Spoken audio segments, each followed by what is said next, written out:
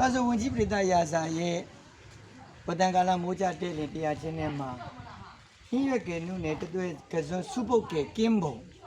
အခုကျွန်တော်တို့ဘာလို့လဲဆိုရင်ကင်းပုံပေါ့ကင်းပုံရွက်ဒါဆိုရင်ဒီလိုချက်လိုက်ဒါဆိုကျွန်တော်တို့ကဘာလို့လဲဆိုရင်ကင်းပုံတီးပေါ့ဒါကိုကင်းပုံတီးလို့ဘာလို့ဆိုရင်ခေါ်တယ်အဲ့ဒီကင်းပုံတီးလေးတွေဒါကျွန်တော်တို့ကင်းပုံရွက်ပေါ့ဒီအရွက်အနုနုလေးတွေကိုကျွန်တော်တို့ကဟိုဟင်းရီကြိုချက်တောက်တာပဲဖြစ်ဖြစ်ကျွန်တော်ငပိနဲ့တိုးတာပဲဖြစ်ဖြစ်ပေါ့ဒါဒီပါသီးပါရွက်လဲဆိုရင်ကင်းမုံရွက်ကင်းမုံဒီဒါဆိုရင်ကျွန်တော်ကင်းမုံအပွင့်လေးတွေဒါဆိုရင်ပြီးကင်းမုံဒီပြီးမယ်ပြီးရင်ကျွန်တော်ညနေမှာဒီမှာပေါ့ဒီမှာဆိုရင်ကင်းမုံဒီလို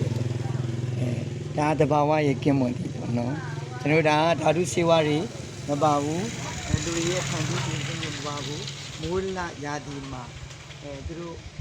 အပင်ရှင်နယ်နေကြီးထွားတယ်ဖွံ့ဖြိုးတယ်လူရာသီမှာဆိုရင်တော့6တိပြီးတော့ပဲလေပြည်ကြကြတယ်